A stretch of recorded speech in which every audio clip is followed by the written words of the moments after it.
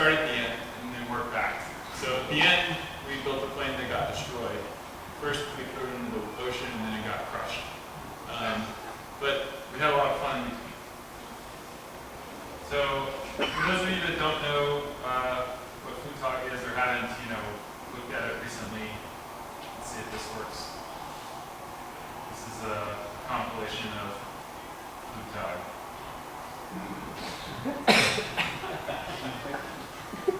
So basic premise here is crashing with style. They've been held all over the world, hosted by Red Bull, and they've also been put on by other organizations in the past and held in different countries as well, under a different brand name. You're judged on creativity, showmanship, and distance.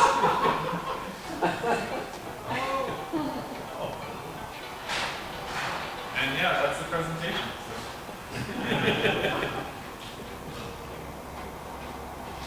I just want to let it go at least long enough to see the Miss Mitchell flight, because that's significant.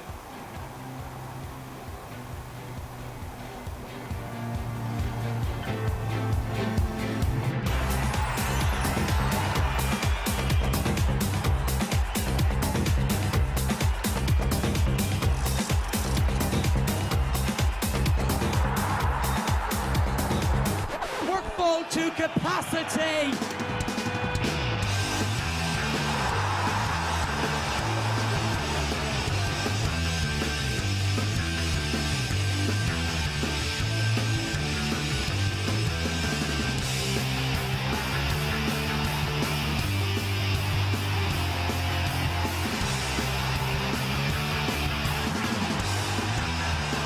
Pretty sure it's going to land between here and somewhere in Tokyo. Oh, baby!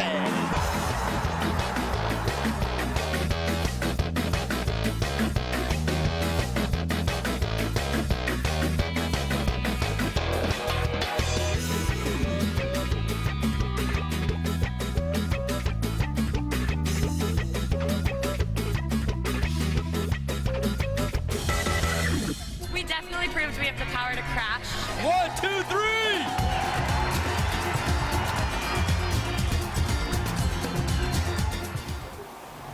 So there are definitely events where the winning distance is like 40 feet and you're starting to Now based on that, one of the other things that Red Bull is concerned about is crashing safely. Yeah. And the rules keep changing. Every time somebody does something bad in one of these, they add a few more rules so that you crash safely. So no more harnesses and no more head first. Here's the flight we really wanted you guys to see. And they cut off before the, oh, there we go. Nice. So they went a little bit over 200 feet in 2000. Which part of the airplane do they measure? What's that? Is it how far the nose went or how far the tail went? It's how far the pilot is when it stops. So there have been some cases where the thing crashes and throws the pilot out. That counts. So in the top right is a guy launching in a Birdman contest in South England in the 1970s. There were some really impressive crafts at that one. And then in Japan, they do a real aerospace contest where there's no wingspan constraint. People fly for hundreds of kilometers, like 15, 20. The record, I think, is like 30 kilometers for a human cargo airplane. Yeah. The gliders are doing, I think, 400 meters off a 30-meter or 10-meter platform. Yeah. So serious airplanes, and yeah, they go into the water and that's it. We would like to probably do that contest. But in our country, we have this thing, which is, to us, it's a glider contest with extreme span limits and launch methodology limits and an unfortunate emphasis on art, fun, extroversion, dancing, soft drinks, and generally a lot of tomfoolery nonsense. And that nonsense was enough to actually turn away a test pilot we had in mind. It was like 110 pounds and very experienced. So, it matters to engineers that it's, a party and ridiculous and not that serious. So, presumably the 400 pounds is a maximum and not a minimum. That's the maximum. right. But it includes a launch cart if you have one. So if you have wheels or a cart below that, is that part of the 400? That's part of the 400. Conversely, they don't have a scale. Where's the measure? Yeah, if it sort of looks about right, it's probably good enough. If you get an airplane up on the platform, they'll probably let you shut it off. Yeah. But these are the official rules, and they are pretty serious about safety, so they do have a safety inspection. I'm not saying it's like by a certified, aircraft person, but they do look for things like ropes that could get tangled in or pipes that could smash into, and they try to handle that on a vent day with a lot of foam and duct tape. Yeah, so if you happen to have a wire-braced airplane, they will come along and put pipe insulation foam over all your wiring. Not good for driving. So I mentioned that Nate was really the impetus behind this. He had been in the San Francisco Flugtag, and when he initially approached everyone about it, the Massey Miller company, I was like, I don't want to build a great float from the ocean. And then he kind of, stopped me and said like, no, I think we should like fly. And I was like, oh, let's do some numbers. And so then that's kind of how we got involved with a lot of initial calculations on how far we thought we could go. That was our acceptance email. You have to apply, and based on a video and kind of, right up front, you have to be like marketing yourself as fun and all those things like extroverted that you really are in secret. You just want to design a cool airplane. Other people on the team, everyone's got a different stake in it, but we got accepted somehow. So the key thing there is the date in the upper corner, June 7th. The event was on September 21st.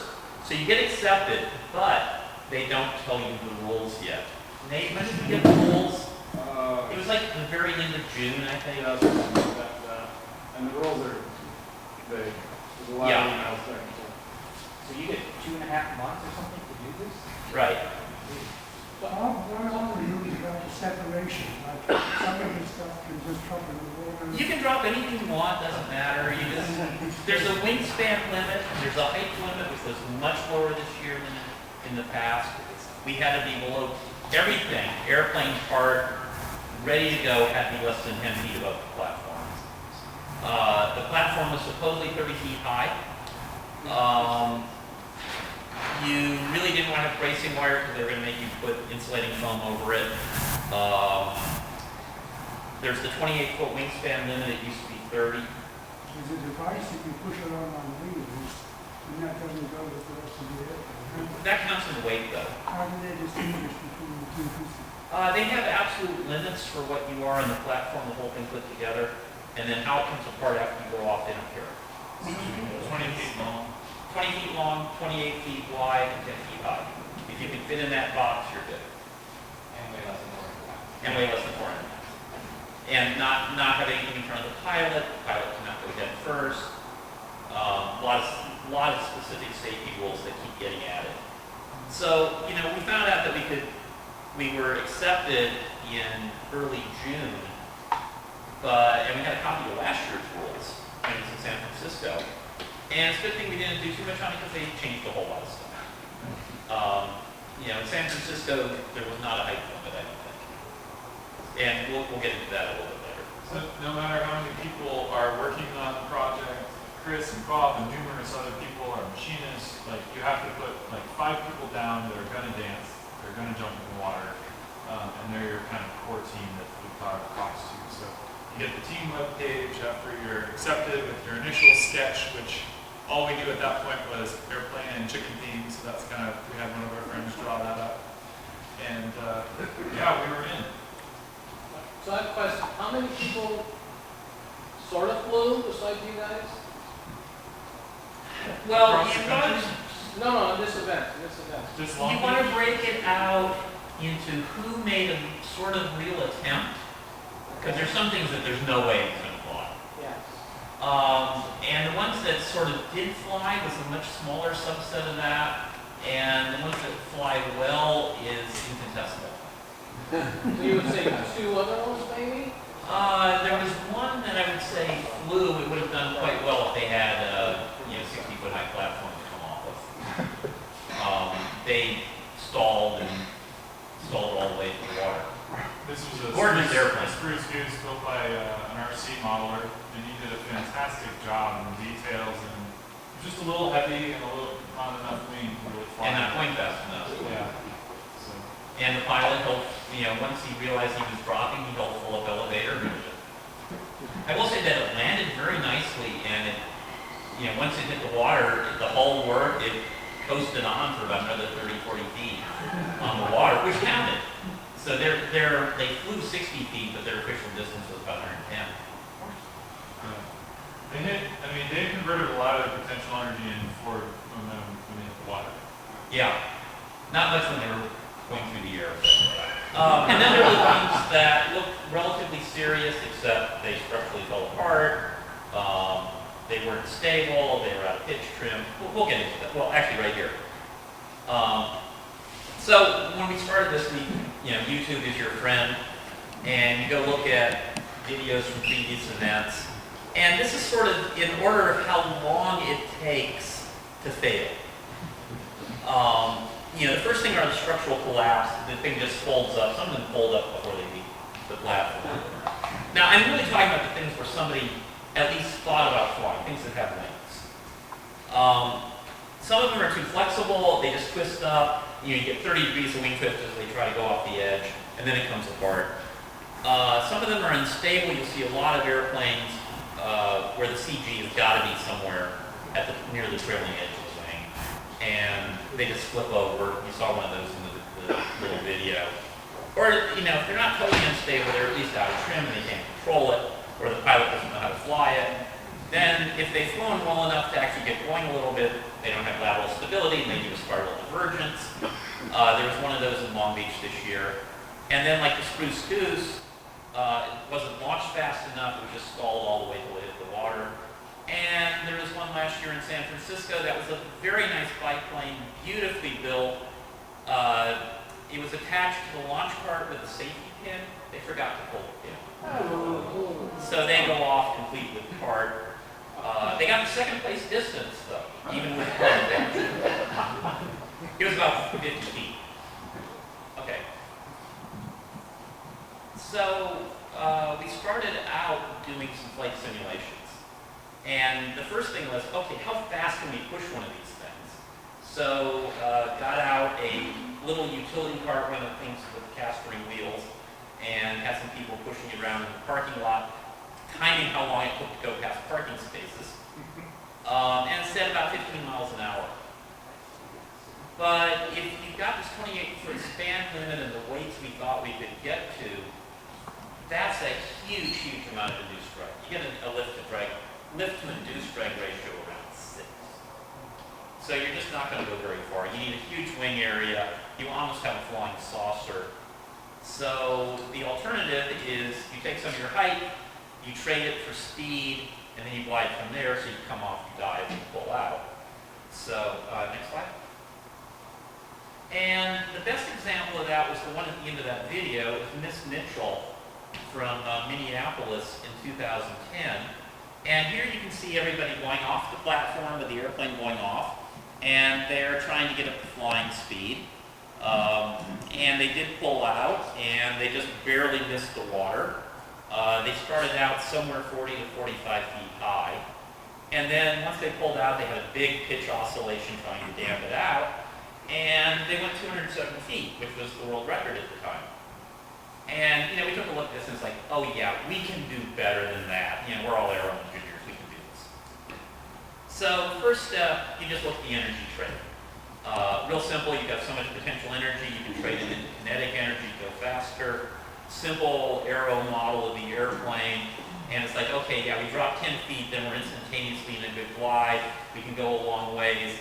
Look pretty good. Yeah, we can do way better than Miss Mitchell. So the second step, we built a 2-degree freedom simulation where you're actually doing the lift, the pull up, the maneuvering. Airplane had a glide controller in the model. And so, just looking at the trajectories, and boy, this was a lot worse. But it was still better than Miss Mitchell, Let's see the next one. Here's an example. 30-foot high platform. We had 10 feet. You're going to use half of that 10 feet for the cart, and the other 5 feet for the airplane.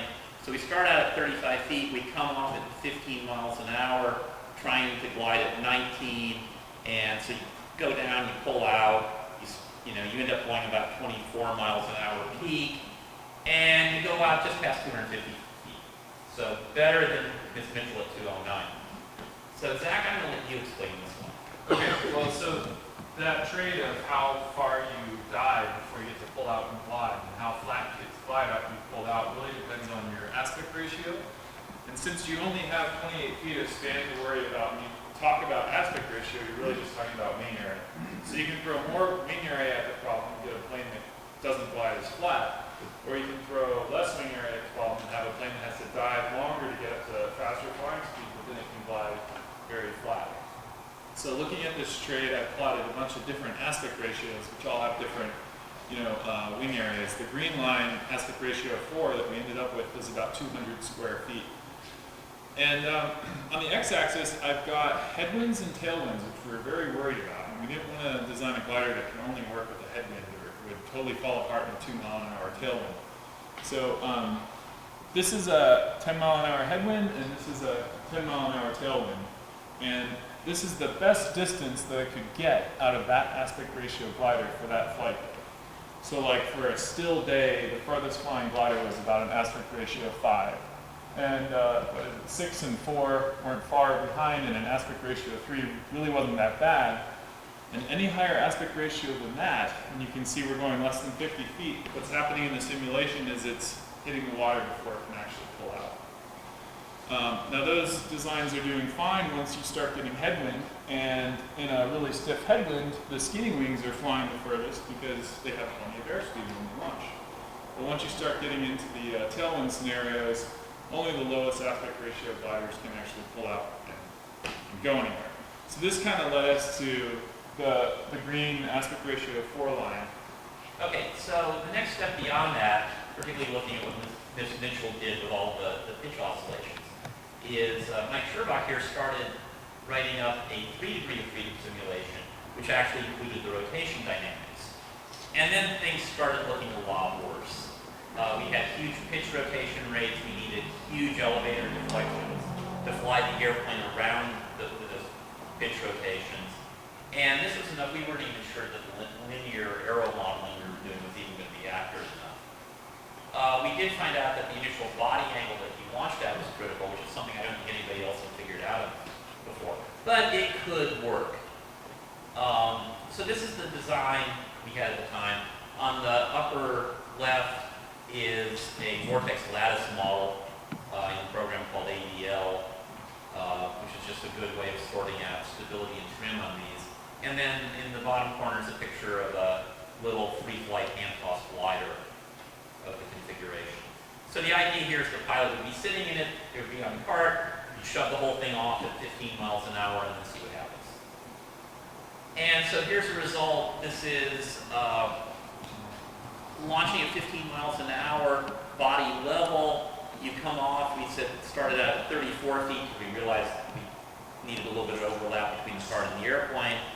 And you dive, and then you do your pull out, and somewhere around 10 feet, you're actually in a glide, and you make it out to not quite 180 feet. Way short of the record. But if you launch 10 degrees nose down, the result was the airplane actually ended up flying sooner and wasn't stalled.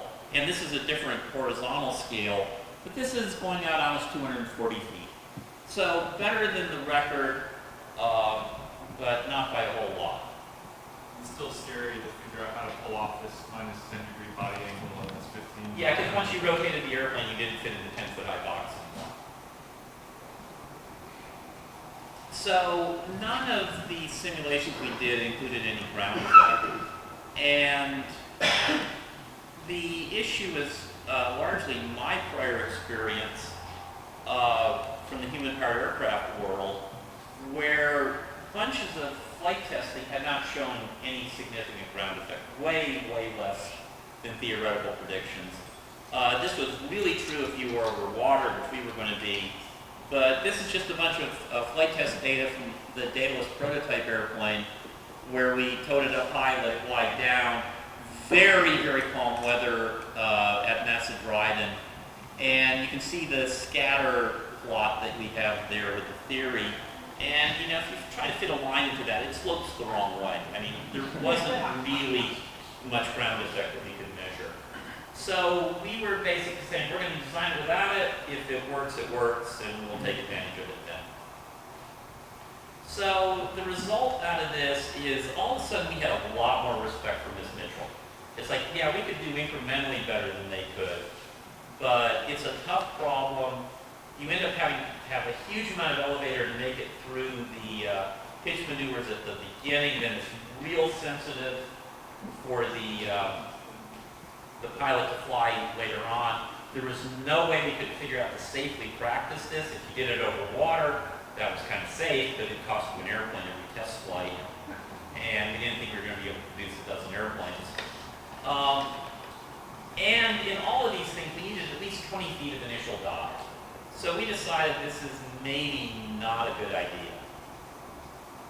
And as it turned out, this was a really good decision. We totally lucked out. The platform in Long Beach was only 20 feet high. They say it was 30. They keep saying it was 30. We measured it. It was 20. It was maybe 21 when the tide went out later in the afternoon. Anything we had put under the dive and pull out, we would hit the water right away. So the other approach, and there's a good example of this, which was the then world record holder from Germany last year, which is what we'll call a two-stage launch, where the crew pushes a cart that's sort of like a runway. It's a platform that's long, and then the pilot runs down the moving cart. And so we knew we could get the cart up to 15 miles an hour, and if the pilot could add another 5 to 8 miles an hour, then hey, we're at 20, and at 20 miles an hour, these things start flying pretty good. So it's simple and easy. You come off the platform in level flight. You can even practice it pretty easily because you're not doing any fancy maneuvers close to the ground.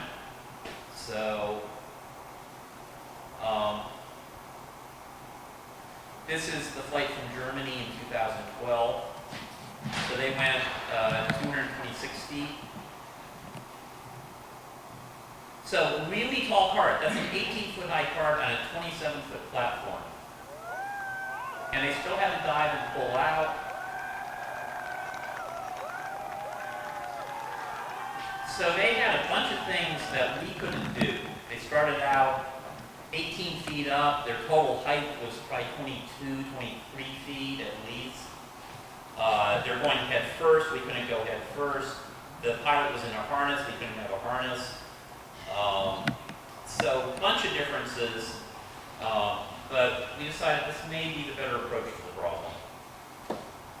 So once we had a launch strategy and we knew about what size wing and how much wing area we needed to build, it was time to go figure out what the plane would exactly look like. And we tried to keep practical things in mind, like being able to control it. We definitely wanted something we could go test, and that meant it had to be durable to survive the test day. We just basically wanted a glider that like a bunch of us could go out and fly, maybe not all at the same time, but similar usability. And it had to be buildable because we're going to have a lot of volunteers on this, but maybe not a lot of like Bob Parks clones, unfortunately. So this is what the final configuration looked like, just skipping to the answer. Like I said, 200 square feet. Moderate amount of suite, which having designed some flying wings in the past was really weird. It's such a low aspect ratio. The sweep doesn't act the same as other sweep because you haven't even swept one chord length. You haven't even cleared your trailing edge, which is, you know, with higher aspect ratio designs, it's a lot easier to do for the same sweep angle. And that has characteristics, or it affects how you trim longitudinally. And we were going for a span efficiency of like 1.3 is what theoretically we thought we could get with this. And Bob spent a lot of time tweaking the angles of the wings and the winglets to not violate our 28-foot wingspan rule, but have something that had pretty good dynamics. So, big winglets, pain in the butt to build, but they do help a lot in reducing induced drag. The sim did tell us that we were going to be flying really, really slowly in a regime where it's dominated by induced drag or drag due to making lots of lift at very low speed. The other thing winglets let you do is you can carry lift at your wingtips. A normal airplane, the lift has to go to zero when the wing stops, but in our plane, the wing just keeps going, it just changes direction. So you can actually carry lift out at 14 feet, get more lift out of the same area, the area looking down hills. So the swept flying wing, obviously we have vertical tails back there. It's a place to put rudders for lateral control. And the downward winglets instead of upward. A couple reasons, but a big one was that when the pilot stood up with this thing, it couldn't violate the 10-foot rule. And there were some other aero reasons why we didn't want to have to do upward winglets. And also it helped with the lateral dynamics. We were very, very stable and because they were so huge. You say that the downward winglets actually effectively added to the area of the wing? I mean, does that give you actually? It lets you load up the tips more than you could otherwise. So that the lift out in the vertical winglets doesn't actually help you go up, but it means you can have more lift at the tips if you otherwise couldn't have. Okay. Yeah. And then by going downward, it's just easier to get the blend. If you look at 737 winglet, that's a really complicated shape. If it goes up, you know, they're transonic, that makes it harder still. But by going down, it gets a lot easier. And you can almost just stick the two panels together and get away with it. And the other big issue on it was the lateral dynamics. We started working that at the beginning. You know, we didn't want it Dutch rolly. We wanted it to be yaw stable. Adequate dihedral effect. And that was pretty easy to do with the downward winglets. It would have been much harder with upward. This was a comparison Bob did actually after the fact, comparing the with and without winglets. This is the induced drag. So you can see the red line with the winglets. The induced drag on the y-axis is much less across all different heights above the ground, which is then the x-axis. Guess you would put altitude on the x-axis. Anyway, this is kind of like the theory that Bob was talking about, that ground effect is real. The closer you get to the ground, the more efficient, or the less drag you should have, the less induced drag you should have. But the interesting takeaway is this theory we had about winglets making the ground effect more effective, which just seems right. Vortex lattice code says no. Whether you have winglets or not, you get the same benefit, or delta drag, as you get closer and closer to the ground.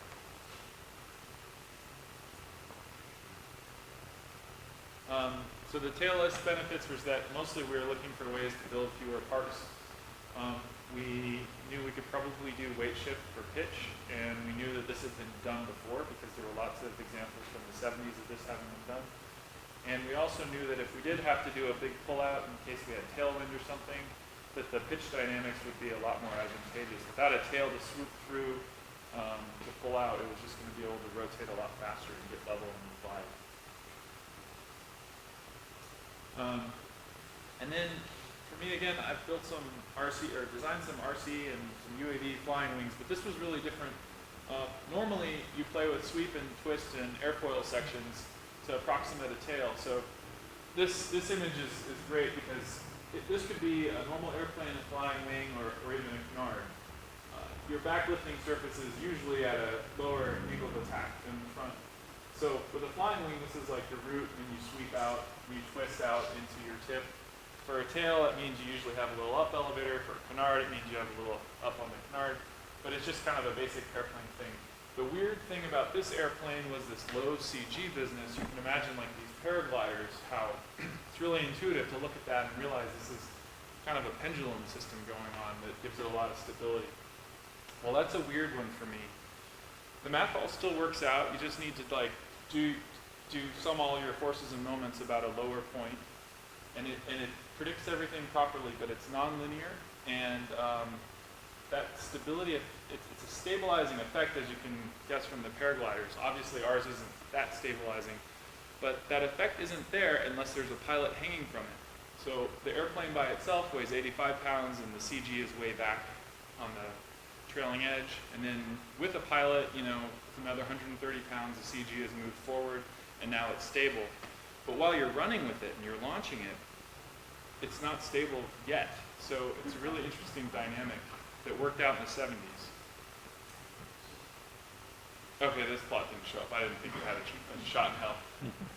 All you can maybe see is that there's a fairly linear line here, and that's what the aircraft stability looks like. So this is basically how fast you're flying, and this is whether the airplane is trying to pitch up or down. If you're designing an aircraft, the first thing you look for is a slope that you can ski down, and the negative slope is a measure of your stability. when you have a low CG, what you get is all these different trim points so that the airplane's not trying to pitch up or down, and it's on this axis. So this is like a very low speed and then going to a high speed. But it's very stable at all these different points depending on where the pilot has shifted their weight. So there's no elevator deflection to achieve that, and you haven't messed up your nice airfoil section with a bunch of up elevator reflex. So it's kind of cool, and it was new to me, and it was a cool thing to learn about. But it's also a pain in the ass because like nothing is 90 degrees when you go to build it or make drawings or communicate to others how to build it. This is just all the build planes I ended up making in the CAD model just to figure out where stuff went. For the structure of this, we had our vortex-class model that gave us a basic idea of the loads. Now, we had Laura Shane was our pilot. She's about 130 pounds. Lightweight is obviously very good for cutting the induced drag. You cut the lift, you cut the induced drag. But Zach here was going to be our test pilot because he was by far the most experienced hang glider pilot. So we had to design the airplane to fit both of them. And then, you know, when you're in a real hurry to do this, by the time we got to this point, we were pretty well into August, so we had a little bit over a month left. And so you tend to trade safety factor for analysis. You know, you do a really quick analysis, you throw a big safety factor on it, and you get on with it. And then the smaller and lighter the part, the bigger the margin you put on it, it doesn't really matter anyway. But if this little clevis in your bracing strut breaks, that's a really bad thing. So those had even more margin. So a big issue in the structure design was the Flugtag rules assume that the craft will crash. Flugtag repeatedly uses the term craft. At the end of it, we decided it meant craft as in parts in crafts, no relation to aircraft. Anyway, so emphasizing pilot safety, ease of escape. You can have wire bracing near the pilot, no structure in front of the pilot. So the pilot should have a direct way out, like when you nose into the water, the light airplane is going to stop, the pilot's going to keep going. You don't want them to hit anything if they're on their way out.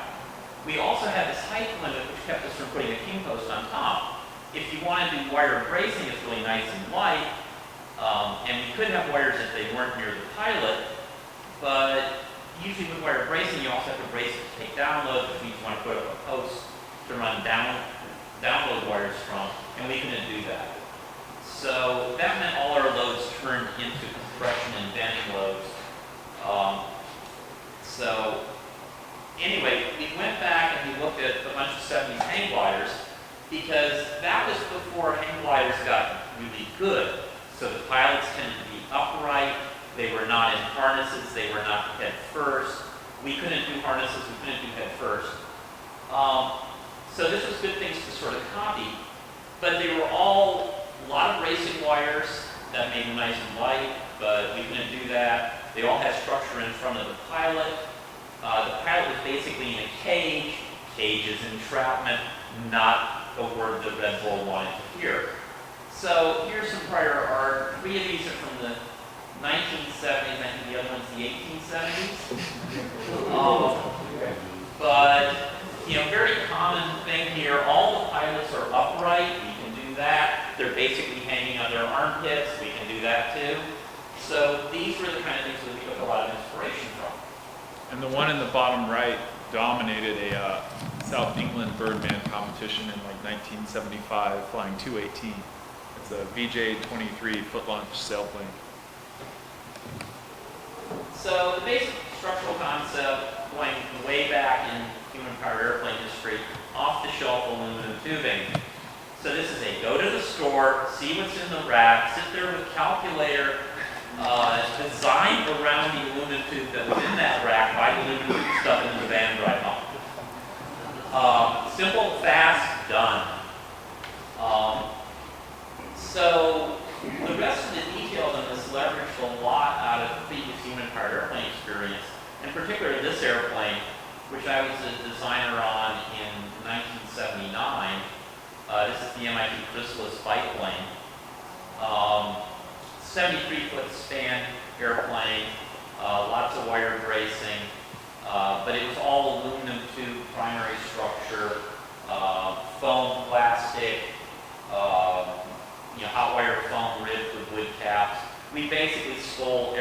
independent from this. It was done, it worked, we knew how to do it. Or at least we used to know how to do it. The one thing is, it's Mylar film covering that you heat shrink. Well, we decided we were going to go with aluminized Mylar that had how bad we can build the airplane. Clear Mylar shows off all your mistakes. When it turns out the aluminized Mylar is incredibly painful stuff to heat shrink. So we had a lot of wrinkles. The lack of structure in front of the pilot really complicated things.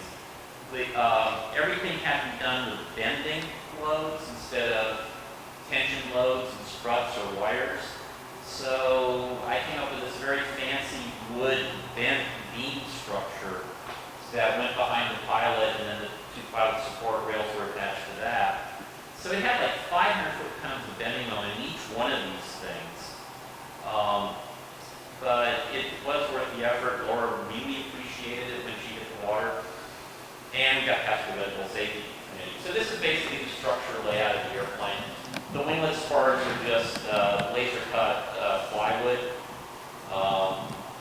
Main wing spar was 2.5-inch, 16-inch wall aluminum tubing. It was way heavier than we would have liked, but that's what was available. The strut braced wing, since we couldn't do wires, the strut's the next best thing. So it's the size, so it would take about a 50-pound download. At the design upload, it was like 1,400 pounds of tension. And then the bracing strut was in the same plane as the rear wing spar, which was to get the loads behind the pilot. So basically, there's a big down reaction load here, and the lift is going into the spar. There's basically no load right there. Nothing at all in the center. That was just hooked up to align the wing. Which is where we had our field joints for taking it apart. So this is just a top view of the same thing. Since the rear spars were actually swept back as towards the center, you ended up with a compression reaction load going that way on the top, compression reaction going that way. That gave you a moment to offset the pilot being cantilevered out in front. Way more painful to do than we thought it was going to be. Okay, you can do this. So while Bob was figuring all that out, I was trying to convince myself that the analysis of all the new ingredients like the slow CG actually worked. So a team member named Mario and I took off one weekend and started building this RC model with the goals of saying, okay, does it fly with the center of gravity where the theory says it should fly? And can we control the pitch well by shifting the center of gravity, which on this scale means hooking up a servo to the battery and swinging the battery around. And then every time you crash, you strip the surface. And then also, how about the lateral control? The theory said that you could just do rudders, and the plane won't just yaw. It will actually nicely roll into the turns as well, and you get this nice coupled effect. And it has to do with the way the lift spills over from the winglets. But we wanted to test and find out if that was actually an okay way to steer. Because if we're going to go really far, we could probably hit rocks or boats or other things. So this is just a little RC test flight at Shoreline Park. This is unpowered? This is unpowered, and we tried our best to keep it really, really light. But if you scale this, it's way too heavy. We needed to build with like 1.7 ounces. This is like 3. What wingspan is it? This was 1 inch to the foot. It's 28 inches. Yeah. It was just the sort of thing where I could go cut a piece of foam and not do anything to it, and the foam would be able to handle the loads. Is that aircraft still in existence? In some form. Yeah. But the servo is toast. Yeah, there's no really good way to land it when you've got the swinging battery arrangement. And, to move the CG of the whole airplane, you have to move a weight that's either like a significant portion of the airplane weight, which is what you're going to have with 130-pound pilot, 85-pound plane. Well, that scaling doesn't really work for this. So the strategy was to take away the battery. It's not so much a fraction of the total weight, but just move it a lot. So this battery hangs lower and it moves further fore and aft, and the relative CG change of the whole system is about right. And it worked out. So after this,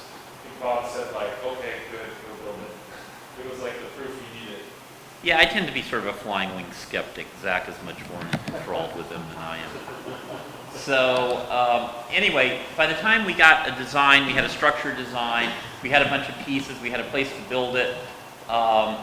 We were sort of running out of time, so this is basically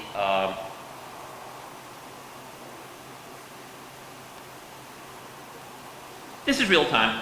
This is Red Bull. They send you free cases. There's a lot of figuring out stuff as you go. And we were all really grateful to be able to go to Bob. Like, how did you guys do this? How did you guys do that? And he was really good about sharing how they did it, and not really telling us. Go figure it out, go learn something. I think everyone who helped build did. And the number of people we had building was always different, and there was always different faces, but it was really cool how many coworkers came out to help. And the cooler it looked, the more people we could get to help. How many, did you do the final count, how many people were involved in building it? What was you saying, Nate? Like probably 20, 15? Yeah, something like that. Yeah, it varied. There were some people who put in a lot of time, and there were other people who showed up a few times. I mean, one night it's like, I don't know, going on past midnight, and Aero Design, who helped out so much, well, helped out. He's like one of the main HBA guys that worked with Bob on Daedalus and all those world record setting amazing airplanes. And they were both covering the wing. And I was just kind of looking at them working together, like with their old banter, like they had built 7 HBAs together. And it was just kind of like a pinch me moment, like, can't believe these two guys are here helping with this silly Flugtag. And there's this very common thing of, boy, it used to be a whole lot easier. Anyway, just a few pictures of the design and build process. Did you consider using the carbon fiber tubes and glue down the glue with fingers, or it's just not? It would have greatly increased the cost and the time. So no thought at all. We did look seriously at doing a wood box spar, and then went over to the aluminum instead. If you think about Ken Miller, who was on the Condor and the Albatross, we switched to carbon fiber with the Albatross, but all the 661 D6 that we used was Ken Miller with the Condor. Yeah, we did that. We did have the luxury of wire. You know, you can't get a 6061 tube anywhere near as good as we used to.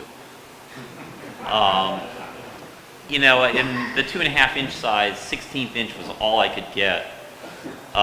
It's just not made anymore. And given the time and we knew what was going to happen at the end. It's like at some point you decide it's just not worth it. And what was that? Is there a budget limit? No. So let's get it. Yeah, I was going to say that another big part of the project is the promotional aspect. Red Bull's pushing really hard. Update your Facebook page, get a celebrity to tweet about you, post an awkward team photo. There's all these little challenges, and Nate did an awesome job taking on all of that. These are all from our Twitter or Instagram or Facebook or all of the above. So there's a picture of the card as it started going together. Card was one of my favorite things because our team, you guys can probably relate, is like a lot of discussion about how theoretically it would happen, and then like 10 hours have gone by and nothing's happened. So Mike one night was just like, well, I'm going to go build the cart, and this is going to be built on Friday. And I showed up Friday, and there was a cart. And I was like, well, wow, that's how to do that. And it modified it a little bit as we went on, but Yeah, all of that went in the water. Basically, I'll figure it out how to do cart, and it just happened. What's the leading edge material there? Deepron foam, it's a thin styrene foam, meat packing tray material basically. And then it was heat formed to get the leading edge radius in it, and then just bent for the rest of it. Pretty simple and quick, really. Not as nice as the leading edges we did on the human-powered airplanes, but totally adequate. Those are our two pilot candidates in the upper left, Sora and Marshall, so 130 pounds and 150 pounds.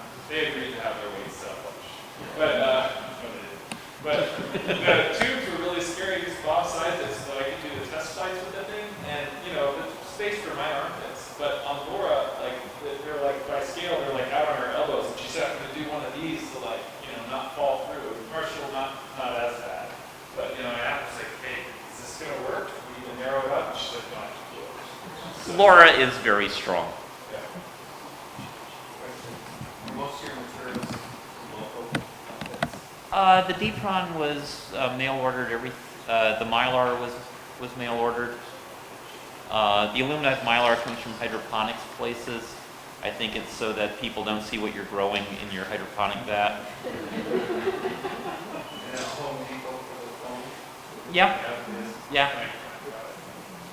Question? Yeah. Considering that this is all ending up in the drink in the end, are there restrictions on materials that you cannot put in the water? No. Come on, this is Red Bull. Look at what they're having you put in your body. They didn't want it to be self-contained and not shed parts and drop stuff. Which, if you look at most of them crashing, is not rigidly enforced. This is a day out on the training hill. This is a trailer. Again, someone stepped up and volunteered to make everything fit the trailer, which is really hard. It's barely fit in there. And had to make it through several trips without breaking the plane. And we've got a short video showing the flight testing. It's also a load test because the pilot was a little heavy. Bob kept telling me like he designed the bending moment at this joint right here, which I'm just cantilever hanging on, for 500 foot-pounds? Yeah. 235 That was guy? So, well, that's per side. yeah, so anyway, it was solid. But we took it to the hang glider training hill where I learned to fly, and I can't tell you how cool it was for me to come back with something that we had designed and built ourselves and just moonwalk like this effortlessly. I mean, my hang glider was 195 square feet, and this thing was 200, and it was just floating. It's a lot of fun. We had the wheels, thought that, you know, if we nosed in, that it would roll instead of jerking, snapping everything, but Well, it snapped the pilot, but we didn't want to hurt the airplane. oh yeah. So that was flight test days. We got our two pilot candidates. They each had like 5 or 6 flights. We discovered that the CG predictions were a little off, and that the pilots needed to slid forward, so we had to move some controls around. We discovered that our rudders were too small. Both of those things were absolutely critical to our success, and we would not have set a world record without those discoveries, without that data testing. Now, this is not the real music.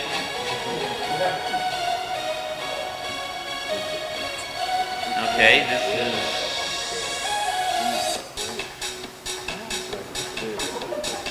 Okay, it looks very...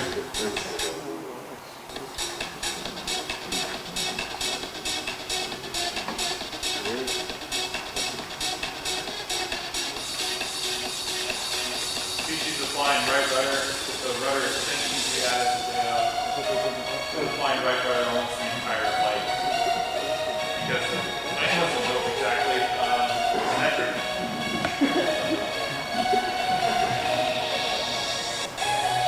I've got the new world record champs, the Chicken Whisperers, plugging away out of San Francisco Bay Area. We were so thrilled that you were hanging for so long. Everybody was holding their breath. You were the pilot. Walk us through there.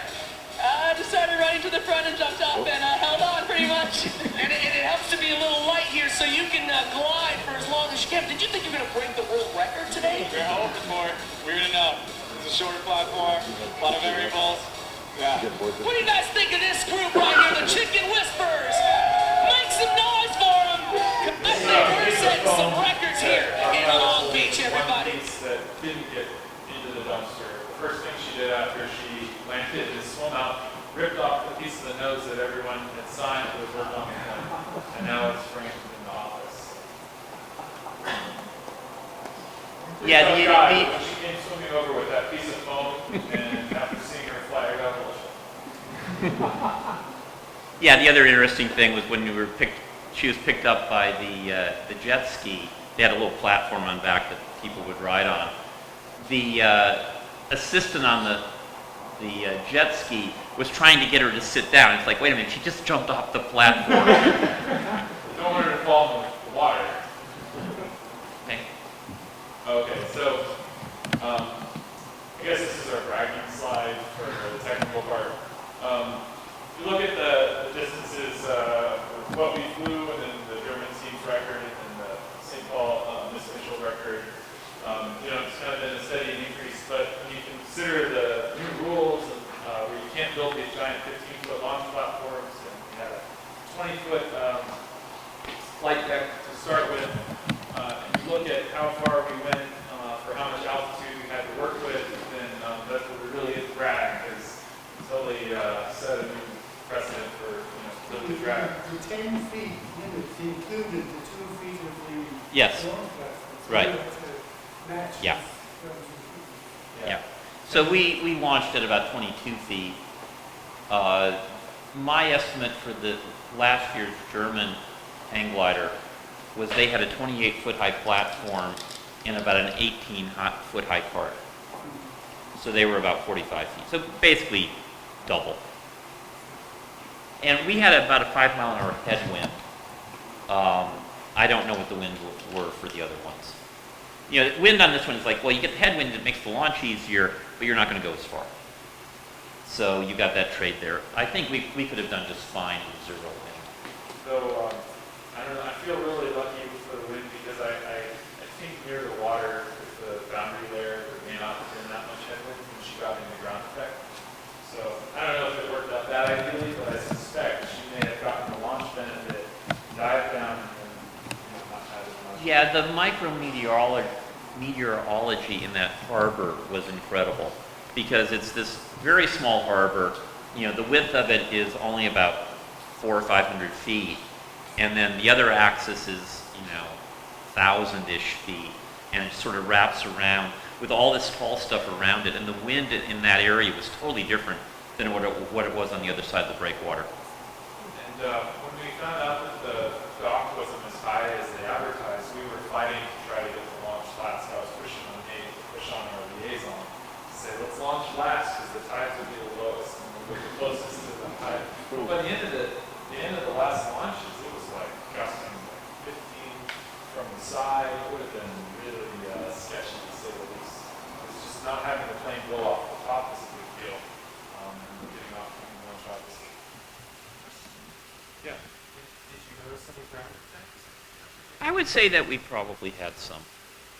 If you looked at the video, there's an initial glide slope that really flattened out at the end, and you'd really need to see if there was a speed change in there, and you'd really want to know what the wind was doing. But if you figure that we had 5-mile-an-hour wind over the whole flight, we got almost 14-1.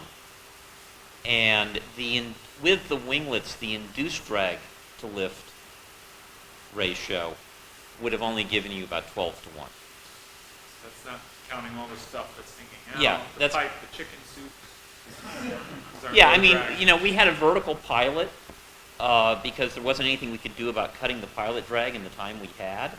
Because anything you would do to swing up the pilot was a pitch trim change. But the induced drag totally overshadowed everything else. So, go ahead. Oh, well, some key lessons were, I think, our focus on practicality, on testability, buildability, durability. Abilities are good. And with the customer, the Red Bull folks were interesting to work with. We had some flashing heads even right before we flew that almost blew the whole thing, but we were able to kind of carefully work our way through people issues, communication issues, etc. I found that it was really important, like with this big complicated project, and you're trying to task it out and take advantage of like all these volunteers that really have to help empower people and let them know that like, look, no one's an expert at this. You can go figure it out, and you'll be the expert. And like, there aren't any instruction manuals. For me, I was just working on such a silly airplane. It was like one of the most rewarding things I've worked on.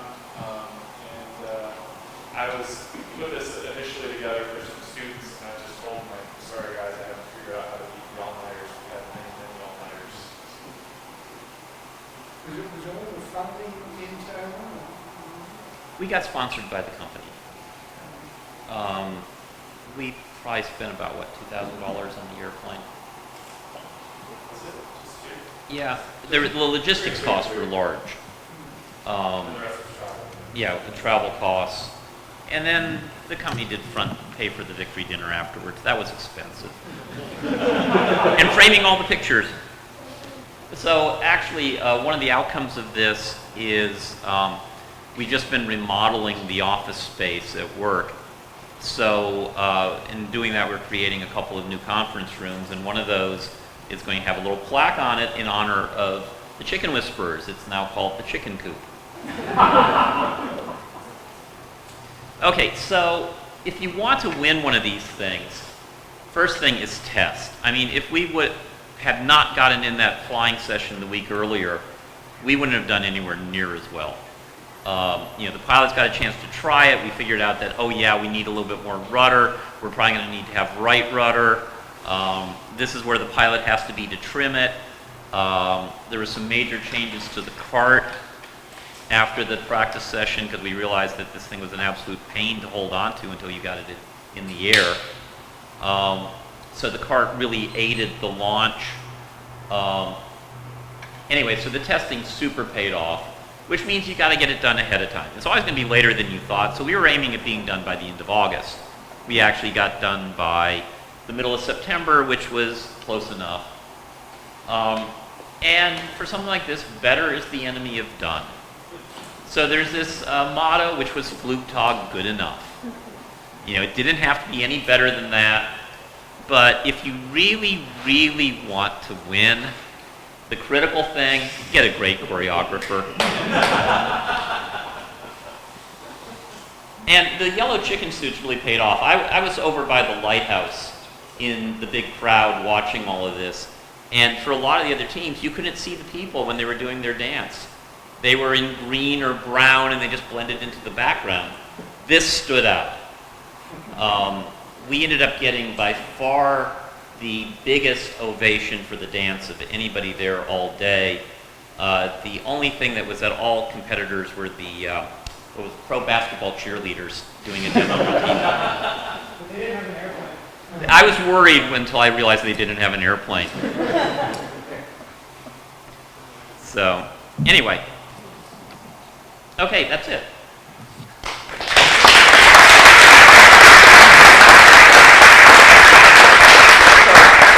Any questions? Just out of curiosity, so aside from distance and the best dance, well, I guess they rated how creatively you went into the water. Well, there's the creativity of the craft, there's the creativity of the routine, and there's how far you go. And how they actually scored all of those, we don't have to bog you down here. You might have seen in the video where they were pulling up the numbers and the Yeah, judges. Yeah. There's no particular way to determine from that what that meant. So, I just want to point out to people who are working on real airplanes that the test was linear with time. When we won the human power flight training with the Condor, we had acquired about 10 times the entire history of human power flight in the history of the world before we won about 42 Subscale for just that reason. If we haven't tested the same way as you did, nobody would have ever found all the things that go wrong like this area. And how close did Icarus 5 inspire you? we had plans. You know, it was very different constraints on the airplane. So there was Icarus 5, what was the other one? Easy Riser biplane. And we had one of the guys that really helped talk about how to fly this thing, Brian Porter, who won the World Hang 10 Championships in Icarus 2. And he just talked my ear off about how to pilot these things, how to launch them, how to hold them, and it was crazy. I couldn't believe what these guys did back then. Did Harris come up here to see it? Or No, I I feel bad. We should have contacted them by now. But definitely those winglets, our winglets are pretty different. That I think from We have 20 or different. 30 feet, it's like We have a lot better design tools. Sure. So there's no way, there was no way to save the airplane? No. They're very upfront about that in the rules. You don't get anything back. So Laura cheated and ripped off that piece of foam. Yeah.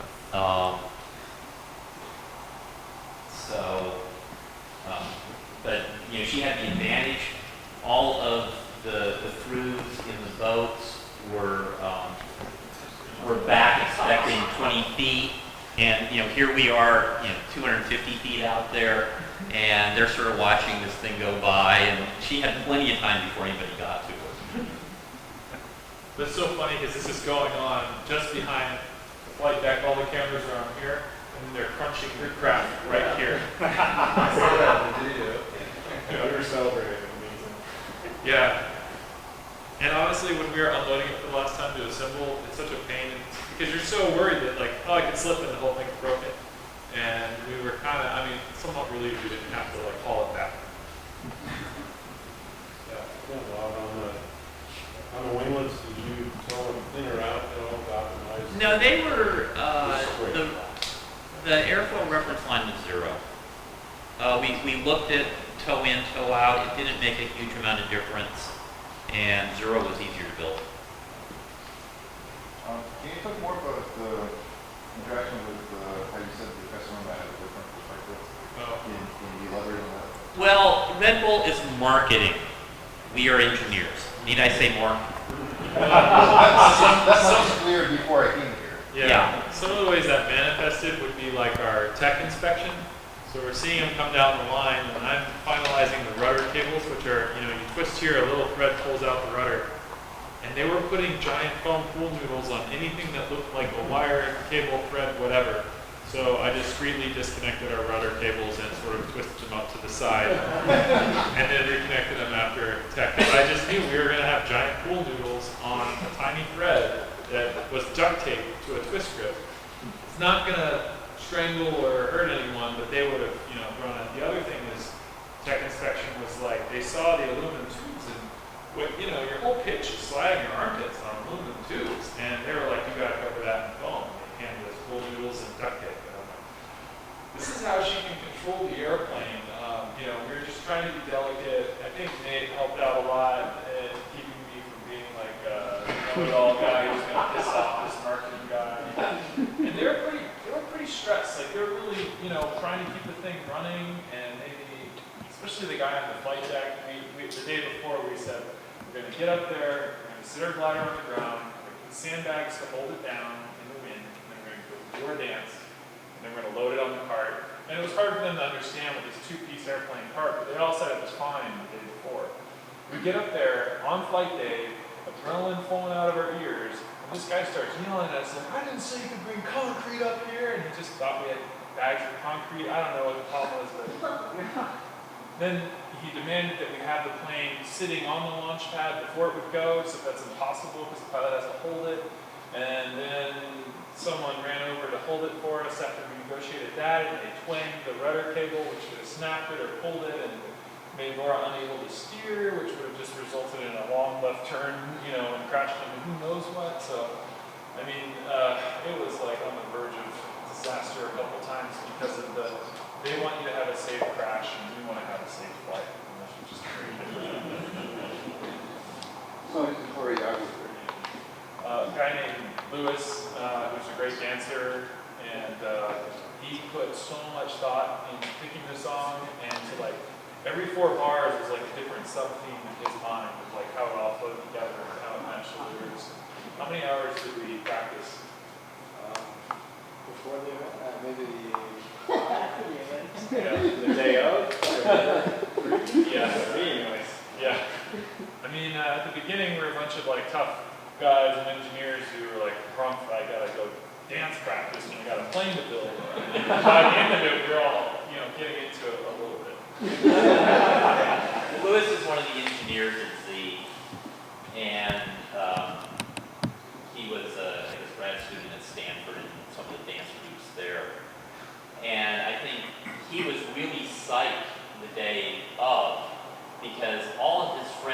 choreography for these little things that maybe, you know, friends and family would see.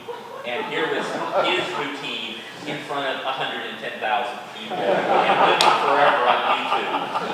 So he was totally psyched with that. So I'm a little confused with the rudders. I was under the impression they're not. Yeah, there was a movable rudder on each winglet. And the way it was set up on each of the two rails, there was just a piece of tube that was a twist grip. And if you wanted right rudder, you twisted the right grip and it pulled on the cable, which pulled the rudder up. So only one of them would stay at neutral and the other would go out. But in testing, those were jamming, and so those got rebuilt before the real flight test. On flight day, they were super smooth, and Nora used it the whole flight to keep that thing going straight. Yeah, if you look at some of the good high-resolution videos, that rudder is out before the car has really started to drop. And it's totally easy riser, Icarus 5, 1970s hang glider technology. Just, you know, why reinvent it? And obviously, it's big to rubbers, you can only have the actually outside one lining it down. Otherwise, the other one is taking it back. Yeah. Yeah, there wasn't enough sweep to really get a direct yaw moment out of it. So it's a bit of yaw moment in it from lift and a lot from drag.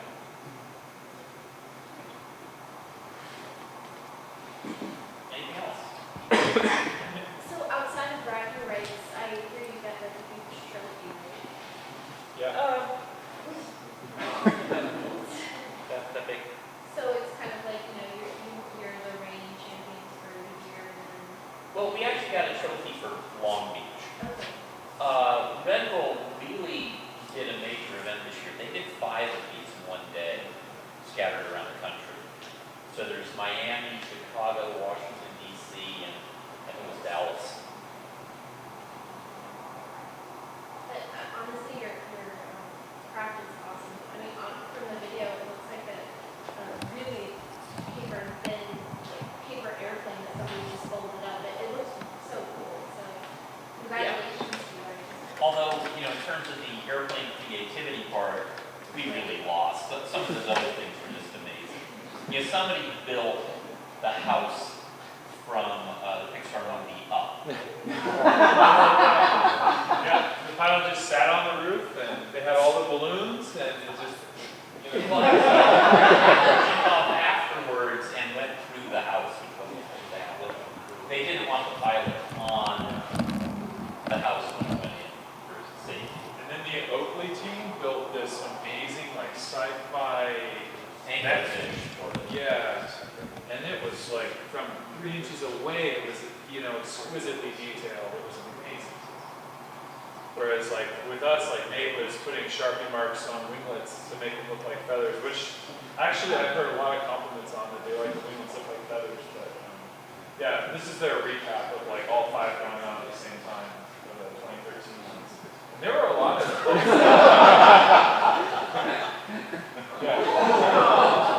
compared to other years, there are actually a lot of people who flew. There's another hang glider with downward winglets that flew really far, actually.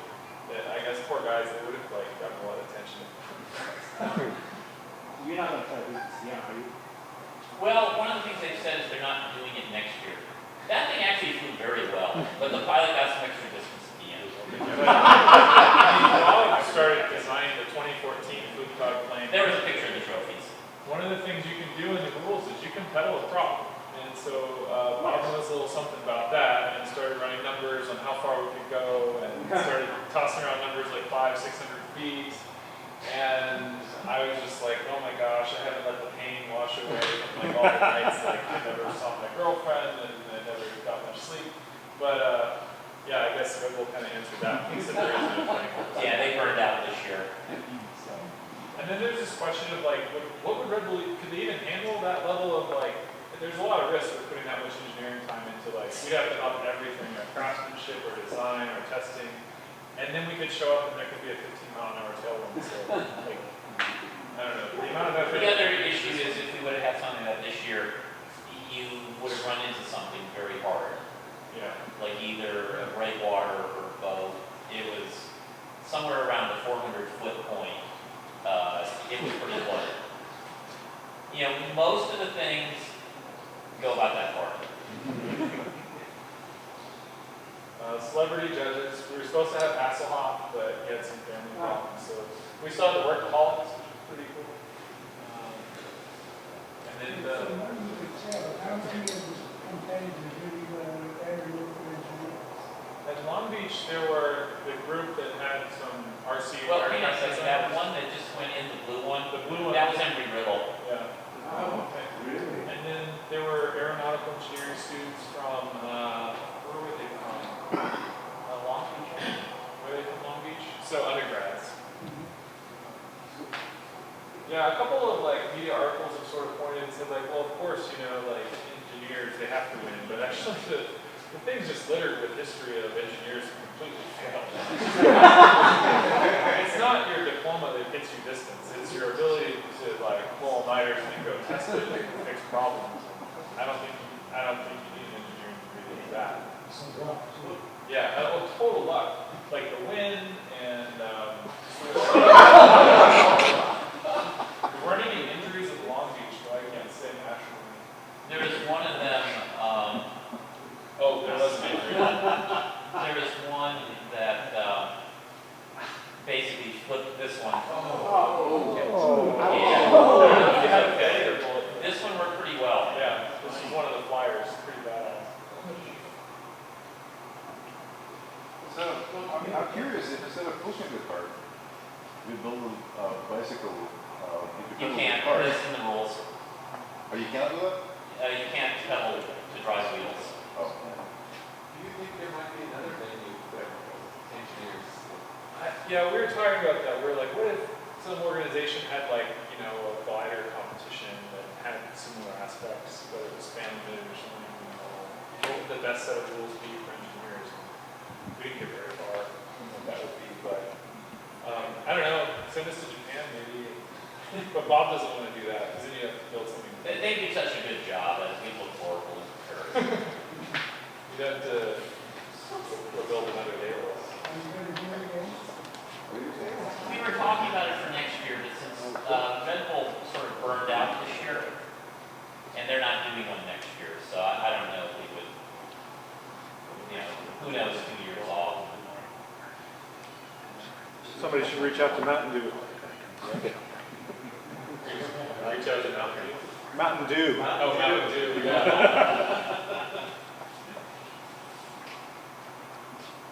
Yeah, I mean, they had no tape measure, they had no scale.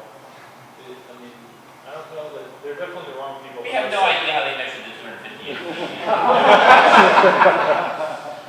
They pasted it off. Yeah. That's the Is there a video that you can see? No, this is just 2013. Oh, wait, Spruce was. I don't think so. Okay, yeah. Is that